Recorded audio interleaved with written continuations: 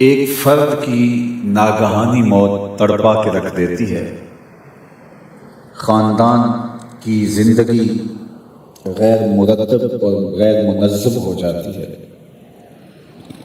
اور یہاں کربلا میں جو منظر تھا، تاریخ پڑھیے کہ ان کی نمازیں بھی قضا نہیں ہوئیں۔ خیموں میں آخری اذان فجر کی حضرت علی اکبر نے دی ہے اور باقاعدہ جماعت کے ساتھ فجر کی نماز ادا کی گئی،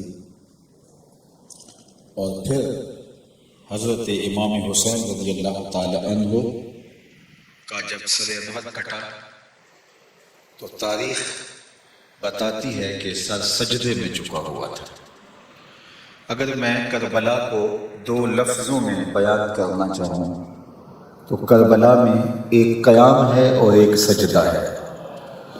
ظلم کے خلاف، جور و جبر کے خلاف، نا انصافی کے خلاف، لا دینیت کے خلاف حضرت امام حسین نے قیام کیا، اور اللہ کے حضور ان حالات کے اندر بھی جب تیروں پہ تیر برس رہے تھے اور بدن چھلنی ہو گیا تھا، اللہ کا سجدہ قضا نہیں ہونے دیا۔ تو زندگی قیام اور سجدے کے ساتھ عبادت ہے حضرت امام حسین رضی اللہ تعالی عنہ کی۔ سجدہ شبیری نے لاج رکھ لی قیامت تک کی عبادتوں کی، اور دنیا کے سامنے حضرت امام حسین رضی اللہ تعالیٰ عنہ کا قیام بھی بے مثال رہا اور سجدہ بھی بے مثال رہا۔ ایسا قیام بھی کسی نے نہیں کیا ہوگا اور ایسا سجدہ بھی کسی نے نہیں کیا ہوگا۔ اور کیسے ہو سکتا ہے؟ اس میدان کے لیے، اس اکھاڑے کے لیے انہیں پالا تھا حضور کے لعاب میں۔ آپ جانتے ہیں کہ پہلوانوں کی لڑائیاں ہوتی ہیں تو اس سے قبل جو ان کے اساتذہ ہوتے ہیں ان کو داؤ پیچ سکھاتے ہیں، ان کو مشق کرواتے ہیں اور ان کو عالی نسب خوراکیں کھلاتے ہیں کہ کہیں پشت نہ لگ جائے، کیونکہ اگر یہ پشت لگ گئی تو پورے قبیلے کی ذلت ہوگی۔ اللہ اکبر! دنیا کے تاریخی اکھاڑے میں اترنے کے لیے حضور نے تربیت کی تھی تو اپنے لعاب سے کی۔ شیر بطول تھا اور لعاب رسول تھا، تو حسین کی پشت لگ کیسے سکتی تھی؟ اللہ اکبر! اور یہ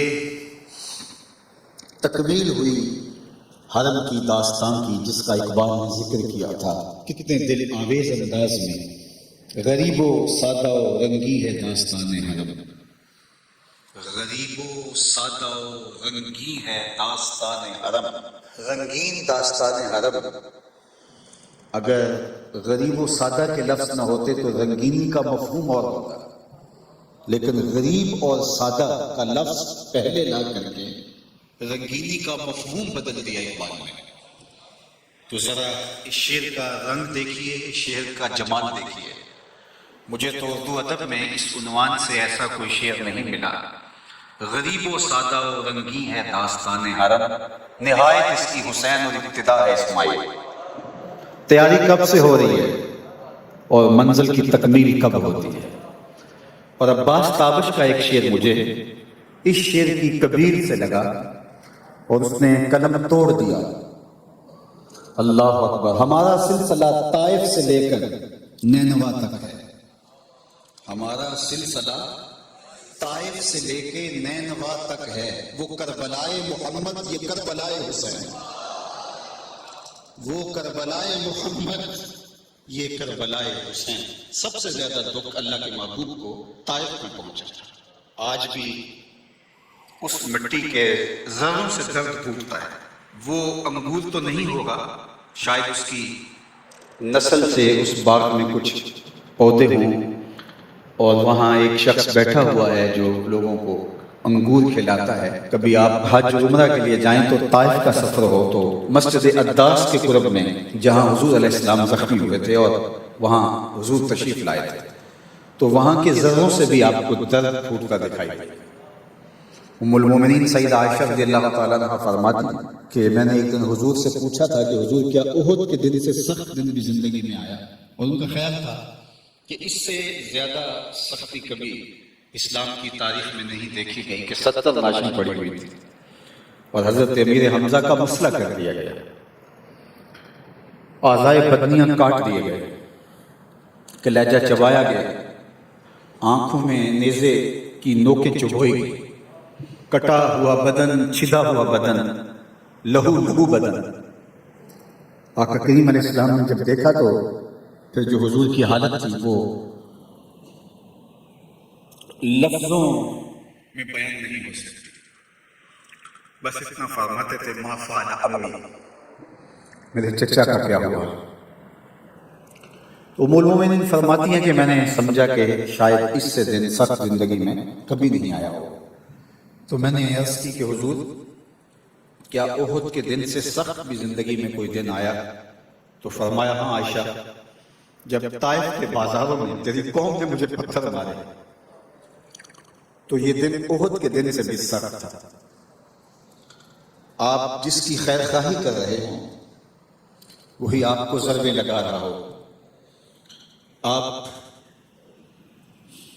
جس کی سیرابی کے لیے پانی ڈھونڈ کے لائے وہ آپ کو پیاسا رکھ رہا ہو، تو آپ کی طبیعت کی دکھن کا عالم کیا ہوگا؟ زخم بھی دکھ دیتے ہیں لیکن رویے مار کے رکھ دیتے ہیں۔ حضور ان کے 3 سرداروں کے پاس اللہ کے دین کا پیغام لے کر گئے تھے۔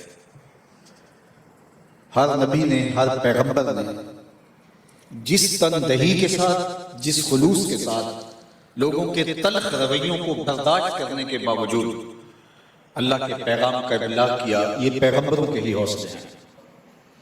حضور اپنے ایک سفر کا ذکر فرماتے ہیں کہ میں اور بلال 1 مہینے کی مسافت پہ تھے، اتنا طویل سفر تھا کہ 1 مہینہ اس سفر میں لگا، اور بلال کے پاس صرف اتنا کھانا تھا جو بلال کی بغل میں دبایا جا سکتا تھا، پورے 1 مہینے کی مسافت۔ حضرت امام فخر الدین رازی نے لکھا کہ مکے سے لے کر طائف تک 70 ایسے نبیوں کی قبریں ہیں جن کی وفات صرف بھوک کی وجہ سے ہوئی ہے۔ تو یہ ٹریننگ ہوتی آئی، بلکہ اگر آپ اس تاریخ کو اور پیچھے لے جائیں تو جناب آدم علیہ السلام کو خلیفہ دنیا کے لیے بنایا گیا تھا، زمین کے لیے، لیکن جنت میں ان کو پہلے رکھا گیا اور پھر جنت سے وہ زمین پر لائے گئے، اور پھر وہ 309 سال تک مسلسل روتے رہے۔ تو گویا ان کے دل کو درد کی لذت سے آشنا کیا گیا۔ حضرت اسماعیل علیہ السلام رضائے الہی کے لیے اپنی گردن چھری تلے رکھ دیتے ہیں اور کوئی عذر پیش نہیں کرتے۔ انسان کی طبیعت پر جو چیزیں شاق ہوں ان کو قبول بھی کرے تو 100 بہانے پہلے کرتا ہے۔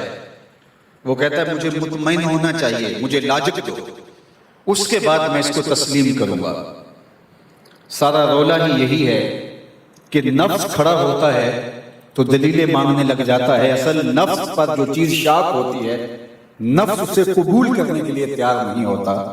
کربلا والوں کا اور قافلہ حرم کے ہر مسافر کا یہی تو وتیرہ رہا ہے کہ جب ادھر سے حکم آتا ہے تو یہ پوچھتے نہیں ہیں کہ اس کی حکمت کیا ہے، کہا یار کا حکم ہے، سر تسلیم خم ہے۔ تو یہ تو شعار ان لوگوں کا رہا۔ تو حضرت خلیل اللہ جب اپنے فرزند سے کہتے ہیں کہ بیٹا میں نے خواب دیکھا ہے کہ میں تجھے ذبح کرنا چاہتا ہوں، فانظر ماذا ترا، بتا تیری رائے کیا ہے۔ تو بیٹا آگے سے پس و پیش کرنے کی بجائے چند لمحے، چند ثانیے سوچ و تفکر میں ڈوب جانے اور غور و تدبر کرنے کی بجائے بغیر کسی وقفے کے فوراً عرض گزار ہوتا ہے اپنے باپ سے، یا ابا تفعل ما تؤمر، ابا جان ذبح کیا جو بھی حکم ہے کر گزری، رہی بات میری ستجدنی انشاءاللہ من الصابرین، آپ دیکھیں گے کہ میں صبر کر کے دیکھا۔ اللہ اکبر، یہ ابتدا تھی۔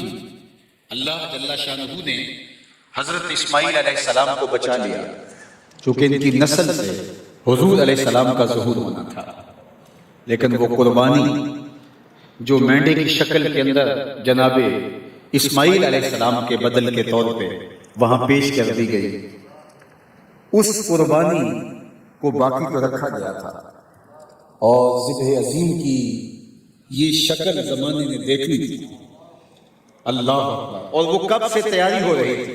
جبریل امین آ کے حضور کو بتا رہے تھے کہ چھری وہاں سے تو اٹھا لی گئی، آپ بھی ابن الذبیحین ہیں، دو ذبیحوں کے بیٹے ہیں، آپ کے والد بزرگوار کے حلق سے بھی چھری اٹھا لی گئی، چونکہ اگر اسماعیل کی گردن پہ چھری چل جاتی تو کائنات باغ خلیل کے اس گلے رانا کو نہ دیکھ پاتے، اور اگر حضرت عبداللہ کی گردن پہ چھری چل جاتی جو حضرت عبد المطلب نے خواب دیکھا تھا، تو زمانے کو حضور کی صورت کے اندر ہادی اور رہنما کیسے ملتا؟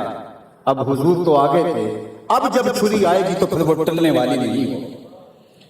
اور اب جبریل بتاتے ہیں اور حضور علیہ السلام کی آنکھیں بہنے لگ جاتی ہیں، اور ام سلمہ رضی اللہ تعالی عنہا کو حضور باقاعدہ مٹی بھی عطا کرتے ہیں کہ یہ مٹی ارض کربلا کی، اور جب خون بن جائے تو سمجھ لینا کہ میرا بیٹا شہید ہے۔ اور ادھر حضرت حسین ابن علی سے غیر معمولی محبت ہے، پیار ہے۔ حجرہ فاطمہ کے قریب سے گزرتے ہیں تو جس طرح بچے بچپن میں رو دیتے ہیں، تو حضرت امام حسن رضی اللہ تعالیٰ عنہ اور امام حسین رضی اللہ تعالیٰ عنہ بھی بچپن میں کبھی روتے تھے تو حضور علیہ السلام دل گرفتہ ہو جاتے اور آپ پیغام بھیجتے، فاطمہ حسین کو رونے نہ دو، لأن بکاءہ یؤذینی، اس کا رونا مجھے تکلیف دیتا ہے۔ اللہ اکبر! شہادت کا دولہا بنایا جا رہا ہے، اور لعاب سے حضور علیہ السلام حضرت امام حسین کی پرورش کر رہے ہیں۔ پیاس تو شدت کی تھی، کربلا کے اندر زبانیں کانٹا بن چکی تھی، حلق خشک ہو گئے تھے، اور گرمی تھی کہ علامان والحفیظ، لیکن اس کے باوجود کربلائے حسین میں زمانے نے حضرت امام حسین کی استقامت کو دیکھا، اور آخری وقت تک اپنے موقف پہ کھڑے رہے۔ یہ قیام تھا، اور جب قیام مکمل ہو گیا، یزید بیعت دینے میں ناکام ہو گیا۔ یہی مطالبہ تھا یزید کا، بیعت کیا ہے؟ بیعت بیس ہے، اس کا معنی بک جانا ہے۔ آپ لغت کی جتنی کتابیں دیکھ لیں تو آپ کو یہی مفہوم ملے گا۔ بیعت کا معنی بک جانا۔ یزید امام حسین کو کہتا تھا کہ میرے ہاتھ پہ بک جاؤ۔ اب ذرا کربلا کا فیصلہ یہی ہوتا ہے، یزید کیا کوئی سچ کے پیک یزید بھی ہو اور حسین کا کوئی غلام ہو، وہ یزید کے ہاتھ پہ وقت کے یزید کے ہاتھ پہ نہیں بکتا۔ تو حسین ابن علی اللہ اکبر جو حضور کی آغوش میں کھیلتا رہا، یزید کیا کہتا تھا؟ میرے ہاتھ بک جاؤ۔ اللہ اکبر!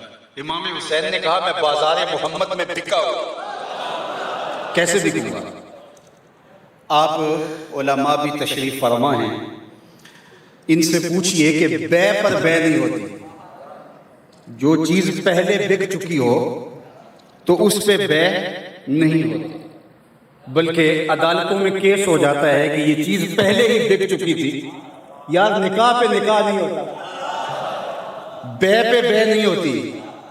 تو حضرت امام حسین رضی اللہ تعالیٰ عنہ نے حضور سے بیعت کی تھی، تو بیعت کے مختلف طریقے، پانی میں ہاتھ رکھ کے حضور نے خواتین سے بیعت کی، یعنی ادھر ایک پانی کا ایک برتن تھا، ایک انگلی ڈالی اور دوسری طرف خاتون نے انگلی ڈالی، تو بیعت کا یہ بھی طریقہ ہے۔ تو لازمی نہیں ہے کہ ہاتھ میں ہاتھ ہی رکھا جائے، بیعت کے مختلف طریقے، پانی میں انگلی ڈال کر بھی بیعت ہو سکتی ہے، کسی کے پاؤں پہ ہاتھ رکھ کے بھی بیعت ہو سکتی ہے۔ حضرت امام حسین نے حضور کی بیعت کس طرح کی ہے؟ حضور کے منہ میں زبان ڈال کے بیعت کی۔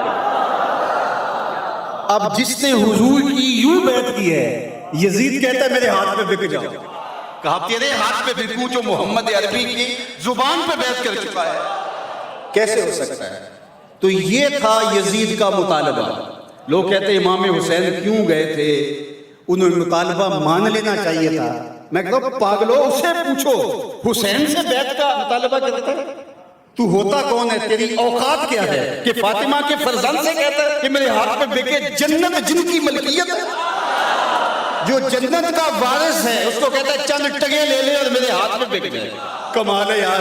ہر دو عالم قیمت خود گفتائی نرخ بالا کن کی ارزانی ہنوز. اللہ اکبر. مالک جنت، مالک کوثر، مالک کائنات، مالک کونین، ارض و سما کے مالک کو کہتا ہے یہ ٹگے لے لے اور میرے ہاتھ پہ بک جا. کہا پوری کائنات تو ہمارے ہاتھ پہ بکی ہوئی ہے اور بے پر بے نہیں ہوتی. تو یہ بات ذہن میں رکھیے. یزید کا انکار کرتے ہوئے امام حسین رضی اللہ تعالیٰ عنہ نے جو لفظ کہے تھے وہ یہی تھے مثلی لا یبایع مثلہ. میرے جیسا تیرے جیسے کی بیعت نہیں کر سکتا. حسین یزید کی بیعت کرے یہ تو بڑی دور کی بات ہے. میرے جیسا بھی، تیرے جیسا کوئی اور بھی ہو. اللہ اکبر. میرے جیسے سے مراد یہاں جو ہے وہ تشبیہ من کل الوجوہ نہیں ہے، یعنی میرا غلام بھی ہو اور وقت کا کوئی ساسے پیک یزید بھی آ جائے تو وہ بھی اس کی بیعت نہیں کرے گا. میں تیری بیعت کروں. مثلی لا یبایع مثلہ. میرے جیسا تیرے جیسے کی بیعت کر ہی نہیں سکتا. اللہ اکبر. یہ ابھی شعر پڑھا جا رہا تھا تو اچانک میرے ذہن میں ایک بات آئی کہ جو حضرت سیدنا معین الدین چشتی اجمیری علیہ الرحمہ نے کہا کہ شاہ است حسین بادشاہ است حسین، دین است حسین دین پناہ است حسین، سرداد نداد دست در دست یزید حقہ کے بنائے لا الہ است حسین. تو یہ ربائی ہے، 4 مصرے ہیں. 4 مصروں کے اندر 5 مرتبہ حضرت امام حسین کا ذکر آیا. نام 5 مرتبہ ہے. شاہ است حسین بادشاہ است حسین، دین است حسین دین پناہ است حسین، سرداد نداد دست در دست یزید حقہ کے بنائے لا الہ است حسین. پہلے مصرے میں بھی 2 مرتبہ حسین بن علی کا نام، دوسرے مصرے میں بھی 2 مرتبہ حسین بن علی کا نام، آخری مصرے میں 1 مرتبہ حسین بن علی کا نام. درمیان والے مصرے میں حضرت حسین کا نام نہیں ہے کیونکہ اس مصرے میں یزید کا نام آ گیا تھا. کہا جہاں یزید کا نام آئے وہاں حسین کا نام بھی نہیں آیا. تم بیعت کی بات کرتے ہو. سرداد نداد دست در دست یزید. فارسی کی اس ربائی کا حسن دیکھیے، اس کا جمال دیکھیے. اللہ اکبر. سرداد نداد دست در دست یزید. اللہ سر دے دیا، یزید کے ہاتھ میں ہاتھ نہیں دیا. یہ ہے حضرت امام حسین رضی اللہ. تو بیعت بکنے کو کہتے ہیں. اور جو اہل ایمان ہیں وہ بک گئے ہیں. کہاں بکے ہیں؟ اللہ نے ان کو خرید لیا اور اس کا بدلہ کیا دیا ہے؟ جنت. تو مسلمان کسی کے آگے بکتا نہیں ہے، فروخت نہیں ہوتا. جو خلیفے کی بیعت کرتا ہے تو لفظ سن لو، خلیفے کی بیعت کرتا ہے. خلیفہ اصل نہیں ہوتا، نائب ہوتا ہے. تو خلیفۃ اللہ فی الارض ہوتا ہے. خلافت پر جب وہ بیعت کرتا ہے تو وہ بیعت کسی اور کی کر رہا ہوتا ہے. ماں سے واللہ مسلمان بندہ نیست، پیش فرعون سرش افگندہ نیست. مسلمان کا سر اللہ کے علاوہ کسی کے آگے جھکتا ہی نہیں. اور یہ تھا حضرت امام حسین رضی اللہ تعالیٰ عنہ کا پیغام. ویسے تو آپ کا ایک طویل خطبہ ہے جو آپ نے انکار بیعت پر ارشاد فرمایا. محمد بن حنفیہ کو آپ نے جو خط لکھا وہ تاریخ کے ریکارڈ پہ موجود ہے. مختلف منازل پر اور مواقع پر آپ نے جو خطبات ارشاد فرمائے، کربلا کے اندر جو آپ نے خطبات ارشاد فرمائے، دنیا حسین ابن علی کو سمجھنا نہیں چاہتی اور اس میں خام خواہ کی کنفیوژن رکھنا چاہتی ہے تاکہ ان کا چولہا بھی جلتا رہے. ورنہ اگر حضرت امام حسین کے خطبوں کو پڑھ لیا جائے تو اس نقطے کو سمجھنے میں دیر نہیں لگتی کہ حق اور باطل کا یہ مقابلہ اور اس کے خط و خال کیا ہے. سنیے میں صرف ایک خطبے کے چند اجزاء آپ کے سامنے رکھنا چاہوں گا. حضرت امام حسین رضی اللہ تعالی عنہ نے فرمایا کہ اے لوگو، میں کیوں یزید کی بیعت سے انکار کرنا چاہتا ہوں. جو مدینہ کے دارالامارت میں کہا، مکہ المکرمہ میں مختلف جگہوں پر ارشاد فرمایا، راستوں میں فرمایا. اس کا خلاصہ آپ نے 4 چیزیں بیان فرمائی. رجل فاسق، یہ فاسق آدمی ہے اور حسین بن علی سے بیعت کا مطالبہ کرتا ہے. کھوٹے سکے دے کے سونا خریدنا چاہتا ہے. اس سے جو جنت کا مالک ہے اللہ. اور پھر دوسری بات فرمائی، شارب الخمر، شرابی ہے، میں اس کے ہاتھ پہ کیسے بیعت کر سکتا ہوں؟ تیسری بات، قاتل النفس، انسانی وجود کا قاتل ہے، انسانیت کا قاتل ہے۔ اور چوتھی چیز ارشاد فرمائی مولد بالفسق، اعلانیہ فسق کرنے والا ہے، یعنی فسق کا تذکرہ 2 مرتبہ فرمایا۔ ایک تو فاسق ہے، اس کے وہ فسق ہے جو اس تک محدود ہیں، لوگ نہیں جانتے، لیکن اس کے فسق و فجور کی کہانی زبان زد عام ہے، دنیا بھی جانتی ہے کہ وہ فاسق ہے۔ اور قرآن مجید میں 50 سے زائد مرتبہ فاسقوں کی مذمت آئی ہے مختلف صیغوں کے ساتھ، اور خلاصہ یہ ہے کہ اللہ فاسقوں کو ہدایت نہیں دیتا۔ فاسق بدترین اس دھرتی پر مخلوق ہے، اور یہ جانوروں سے بھی بدتر ہو گئے، اور یہ تقاضۂ بیعت حضرت امام حسین سے کرتا ہے، شرم نہیں آتی۔ اللہ اکبر۔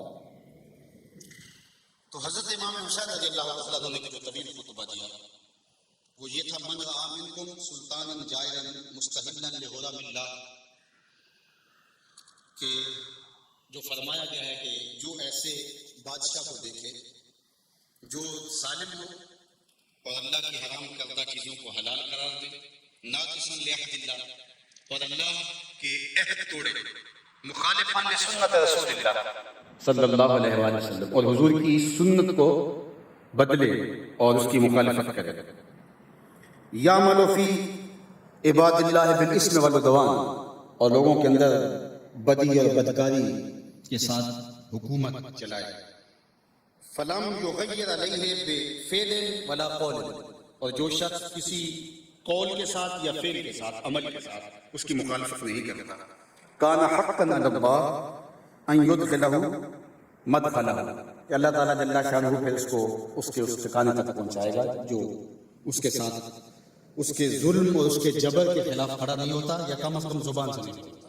اور حضرت سہل بن سعد الساعدی رضی اللہ تعالیٰ عنہ سے وہ معروف روایت ہے جو اس کے مفہوم کے قریب ہے، من رأى منکم منکرا فلیغیرہ بیدہ فإن لم یستطع فبلسانہ فإن لم یستطع فبقلبہ وذلک اضعف الایمان۔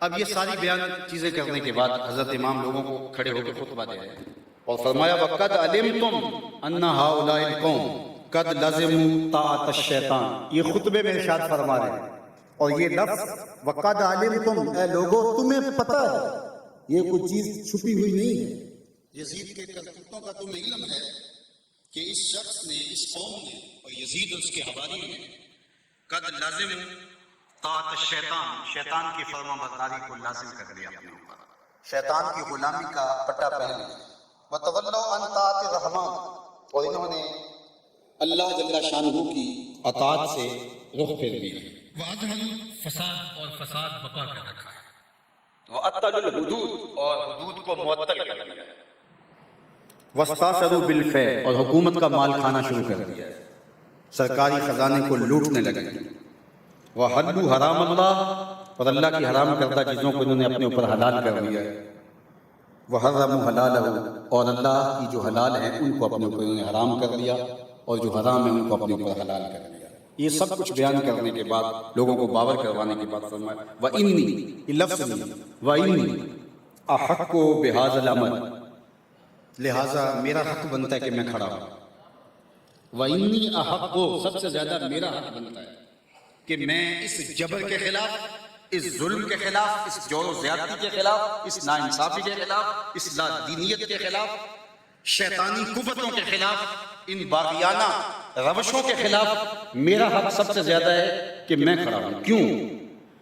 فرمایا لِقَرَابَتِي مِن رسول اللہ، اس لیے کہ میں نے حضور علیہ السلام کے لعاب کو چاٹ کر کے، حضور کی زبان چوس کر کے، اللہ کے محبوب کی گود میں کھیل کر کے، اللہ کے محبوب کی آغوش میں تربیت پا کے دین سیکھا ہے۔ اگر آج حسین نہیں کھڑا ہوتا تو کون کھڑا ہوتا؟ تو مشکل کے اس وقت میں میرے اوپر لازم ہے کہ میں میدان عمل میں کھڑا ہو جاؤں۔ تو حضرت امام حسین رضی اللہ تعالی عنہ نے پھر یزید کے خلاف قیام کیا اور قیام کا حق ادا کر دیا۔ اللہ اکبر۔ مشکل وقت میں انسان اپنے بچوں سے مجبور ہو جاتا ہے، خواتین سے مجبور ہو جاتا ہے، بوڑھوں سے مجبور ہو جاتا ہے، بھوک کمر توڑ دیتی ہے، پیاس سے انسان نڈھال ہو جاتا ہے، خوف توڑ کے رکھ دیتا ہے. ہم نے مضبوط سے مضبوط ترین لوگوں کے نظریے بہت کم قیمت پہ تبدیل ہوتے دیکھے اور تھوڑی سی سختیوں اور تکلیفوں سے لوگوں کو راستے تبدیل کرتا ہم نے دیکھا ہے. ایسی بہت ساری کہانیاں آپ کے ذہن میں، آپ کی سوچوں میں، آپ کے خیالوں میں بھی گردش کرنے لگ گئی ہوں گی. لیکن 6 ماہ کے علی اصغر سے لے کر کے حضرت امام حسین تک، خواتین سے لے کے مقدرات اسلام سے لے کر کے زخمیوں اور بیماروں تک، حضرت امام حسین رضی اللہ تعالیٰ عنہ کا ہر ساتھی اس قیام میں آپ کے سامنے اس طرح کھڑا ہے کہ جب 9 کی شب کو چراغ بجھا دیتے ہیں کہ لوگوں اگر تم جانا بھی چاہو تو ایک دوسرے سے جھجک کر کے تم شاید نہ جا رہے ہو تو اندھیرے میں چلے جاؤ، میں تم سے مواخذہ بھی نہیں کروں گا، تم سے ناراض بھی نہیں. لیکن حالات کا رخ ایسا ہے کہ یہ میری جان کے درپے ہیں اور میری جان کے بعد یہ کسی سے ان کو سرکار بھی نہیں ہوگا، لہذا تم جاؤ اور اپنے خاندانوں اور قبیلوں سے جا کے مل جاؤ. میں تمہارے لیے خیر خواہ ہوں گا اور تمہارے لیے نہ کوئی ناراضگی کے آثار میرے دل میں ہوں گے اور نہ میں تمہارے لیے کوئی اس طرح کی کوئی سوچ رکھتا ہوں. اور چراغ بجھا دیتے ہیں اور تھوڑی دیر بعد جب چراغ جلایا ہوتا ہے تو لوگ حضرت امام حسین کے سامنے اسی طرح موجود بیٹھے ہیں. تو یہ استقامت کے کوہ گرا تو حضرت امام حسین رضی اللہ تعالیٰ عنہ نے قیام کیا ہے. تو ان مشکل حالات کے اندر 22,000 کا لشکر، یہ تو کم روایت ہے، 70,000 تک کے لشکر کی، 1,20,000 تک کے لشکر کی روایات بھی بعض سیرت نگاروں نے لکھی. 30,000 کے لشکر کی روایت تو بہت سارے لوگوں نے لکھی، لیکن 22,000 کے لشکر کی جو تعداد ہے یہ سب سے محتاط ہے. 22,000 کے مقابلے میں 72 افراد شہید ہوئے. ٹوٹل خاندان اہل بیت اور دیگر اعیان و انصار کو شامل کر لیں تو 145 افراد بنتے ہیں جو کربلا میں پہنچے اور ڈٹے رہے.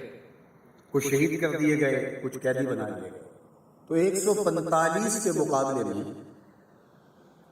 22,000 کا لشکر جہاد اور وہ تیغ و تفنگ سے، آلات حرب و ضرب سے لیس ہے. اور ادھر کئی دن سے نہ پانی میسر ہے اور کئی دن سے نہ کھانے کو کچھ میسر ہے. اور مشکلات، مسائل، آلام، تکلیف. لیکن قیام ایسا کیا کہ زمانے نے دیکھا اور حضرت امام سرخرو ہوئے، کامیاب ہوئے. اللہ اکبر. آپ جانتے ہیں کہ شہادت گواہی کو کہتے ہیں. گواہی زبان سے دی جاتی ہے، لیکن جب مقدمہ بہت بڑا ہو اور حق اور سچائی کو دبانے والا بہت بڑا ظالم ہو تو پھر زبان سے نہیں، خون سے گواہی دینی پڑتی ہے. اور شہید کو شہید اس لیے کہا جاتا ہے کہ وہ اپنے خون سے حق کی گواہی دیتا ہے. حضرت امام حسین رضی اللہ تعالیٰ عنہ نے کہا کہ اب گواہی زبان سے نہیں، زبان سے تو دے چکے تھے، یزید کو للکار چکے تھے، اس کی بیعت کا ڈنکے کی چوٹ پہ انکار کر چکے. حضرت امام حسین رضی اللہ تعالیٰ عنہ کا اتنا قیام ہی کافی تھا کہ جو کہہ دیا مثلی لا یبایع مثلہ، میں نہیں بیعت کروں گا. اور دارالامارت کے اندر مدینے میں بھی یہی کہا، مکے میں بھی یہی کہا. اس کے بعد حضرت امام حسین کربلا نہ جاتے، کسی اور سمت بھی چلے جاتے اور زمانہ آپ کو ڈھونڈ بھی نہ پاتا، حضرت امام حسین پھر بھی کامیاب تھے.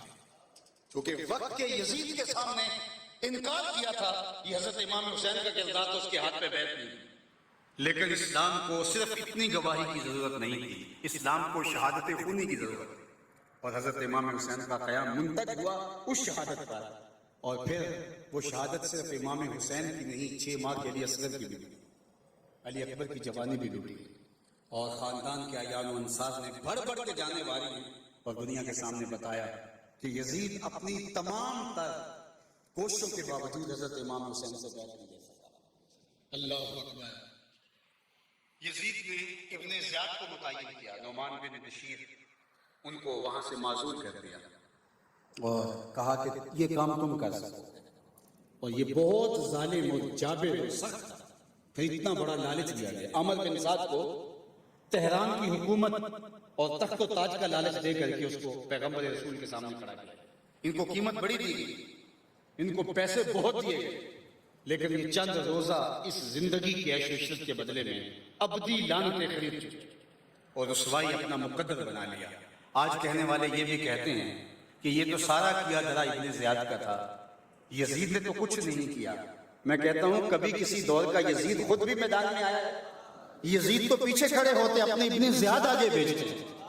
جب اس نے مدینہ المنورہ پر حملہ کرنے کے لیے ابن زیاد کو دوبارہ کہا کہ تو نے یہاں کربلا کے اندر جو ڈیوٹی لگائی تھی اس کو نبھا دیا، اب یہاں بھی تیرا ہی حق بنتا ہے کہ تو کرے، چونکہ تو بہت دلیر ثابت ہوا. تو ابن زیاد نے کہا کہ میں ایک گناہ اپنے ذمے تیرے کہنے پہ لے چکا ہوں، دوسرا کبھی نہیں لوں گا. یہ خود اس کی گواہی ہے کہ میں یزید کے کہنے پہ یہ سب کچھ کیا ہے. اب یزید کا تعصب اور یزید کی پریشانی وہ اس کی اپنی حکومت کے ڈولنے کی تھی کہ یہ کیا کر رہا ہے، اور یزید کا پھر تخت و تاج بچ نہیں سکا. صرف 3 سال اور 4 ماہ اور چند دن اس کا تخت رہا، اور پھر اس کے بعد وہ جو ہے وہ درد کلنج سے یا ایک بری موت سے مرا. اور اس کے بعد اس کا بیٹا معاویہ بن یزید اس کو تخت پہ پکڑ کے بٹھایا گیا. اس نے کہا میں لعنت کرتا ہوں اس تخت پہ جس تخت کی بنیادوں میں اہل بیت کا خون ہے. اور اس نے کہا نہیں بیٹھوں گا. اور پھر آپ کو پتہ ہے پھر اس کا دوسرا بیٹا بیٹھا، اور اس کے بعد یہ پھر جو ہے وہ مروان کی طرف یہ سارا سلسلہ بنو امیہ کے شاہ کی طرف منتقل ہو گیا. یزید نے رسوائیاں خرید لی اور ذلت و رسوائی اپنے نام کر دی.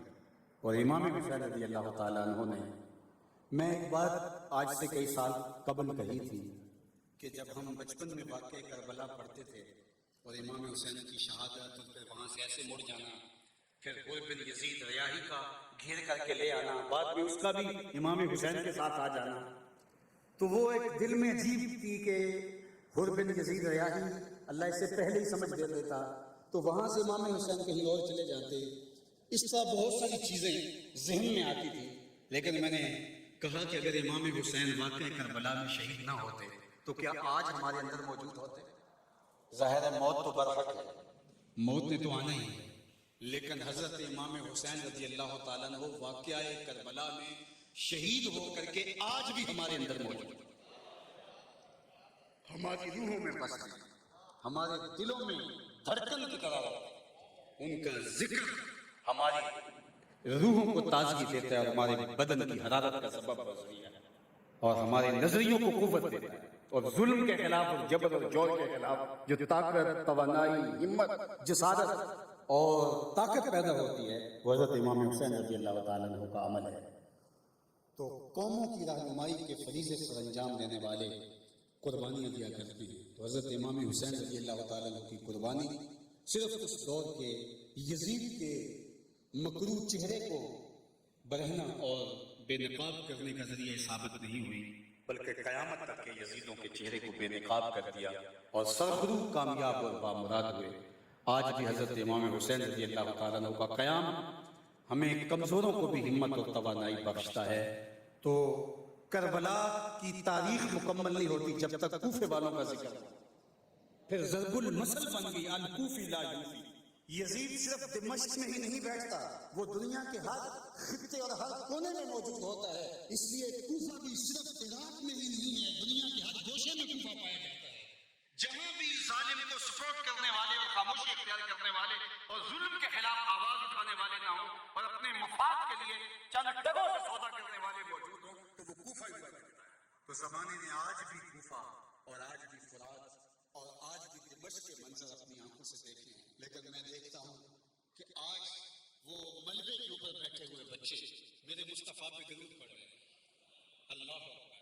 وہ خواتین جن کی گودوں سے بچے چھین لیے گئے اور وہ بندوں کی نسل ہو گئے، وہ ان ملبوں کے اوپر بیٹھ کر کے درود میرے مصطفیٰ پہ پڑھ. تو یہ کربلائے اصل کی زینب کا یہ جذبہ ہے، کربلائے اصل کے علی اصغر کا یہ جذبہ ہے. تو پھر زینب مدینے کی طرف منہ کر کے کیوں نہیں کہے گی اے محمد تمہارے اوپر فرشتوں کا درود نہ؟ اللہ اکبر. پھر وہ 6 ماہ کے بچے استقامت کے کوہ گراں کیوں نہیں بنیں گے؟ تو آج ان سے حرارت لے کر کے یہ طاقت اور توانائی اس دور کے بچوں کے اندر پیدا ہو گئی. اور اگر دنیا کے سامنے حسین بن علی کی مثال نہ ہوتی تو ظلم اور جور اور جبر اور زیادتی کے مقابلے میں کھڑا ہونے کی کہیں کوئی ہمت نہ کرتا. تو حضرت امام حسین رضی اللہ تعالیٰ عنہ کا قیام قیامت تک کے لیے لوگوں کو کھڑا کرنے کا ایک سبب و ذریعہ بنا، اور آپ کا سجدہ اللہ کے حضور بندگی کا سلیقہ سکھا گیا کہ دیکھیے کہ برستے تیروں کے اندر بھی سجدہ قضا نہیں ہوتا ہے. اور آج حسین ابن علی کے ماننے والے اپنے اللہ کے حضور سر بسجود ہو کر اپنی نیاز مندیوں کا اظہار کریں. مسلمان اللہ کا نیاز مند ہے، اس کا غلام ہے اور اس کا نوکر ہے، اور کسی ظالم، کسی جابر اور کسی یزید اور کسی فاسق اور ابن زیاد اور کسی شمر اور کسی خولی کے آگے سرنگوں ہونے والا نہیں ہے. تو حضرت امام حسین رضی اللہ تعالی عنہ کا یہ سفر اور یہ قیام اور یہ سجدہ ہمارے لیے خضر راہ بن کے کائنات کے اوپر ایسا چھایا کہ صدیاں گزرنے کے باوجود بھی ان کی یادوں کے چراغ کبھی بجھنے نہیں پائیں گے. حضرت امام حسین رضی اللہ تعالی عنہ کے لیے ہماری عقیدتیں، ہماری محبتیں، ہمارا سب کچھ قربان. اللہ اکبر. جو جوان بیٹے کی میت پر نہ رویا وہ حسین، جس نے سب کچھ کھو کے کچھ نہ کھویا وہ حسین. مرتبہ اسلام کا جس نے دوبالا کر دیا، خون نے جس کے دو عالم میں اجالا کر دیا. جو محافظ تھا خدا کے آخری پیغام کا، جس کی نبضوں میں مچلتا تھا لہو اسلام کا، وہ کہ سوز غم کو سانچے میں خوشی کے ڈھال کے مسکرایا موت کی آنکھوں میں آنکھیں ڈال کے. یہ حسین بن علی تھے کہ موت کو دیکھ کر بھی حسین بن علی میدان عمل میں موجود ہے. تیغے برہنہ لیے قضا کہتی ہے حسین میں توڑ کے رکھ دوں گا. اللہ اکبر. میرے سامنے جو آتا ہے پھر وہ اپنا دفاع نہیں کر پاتا، لیکن حسین نے کہا میں امر ہو جاؤں گا. زمانہ حسین ابن علی کے جو ہے وہ اس قیام کو یاد رکھے گا اور اس سجدے کو یاد رکھے گا. آج ظالم کا ظلم اور جبر دنیا جو ہے وہ اس کو لعن و نفری کے انداز میں دیکھنے لگی، اور حضرت امام حسین کا قیام اور سجدہ آج دنیا کے لیے روشن مثال بن گیا. اللہ تعالی حضرت امام حسین رضی اللہ تعالیٰ عنہ کی برکتیں، آپ کے سینے کی حرارتیں، آپ کے قیام کے وہ جذبے اور آپ کے سجدے کا وہ جمال اور نور ہمیں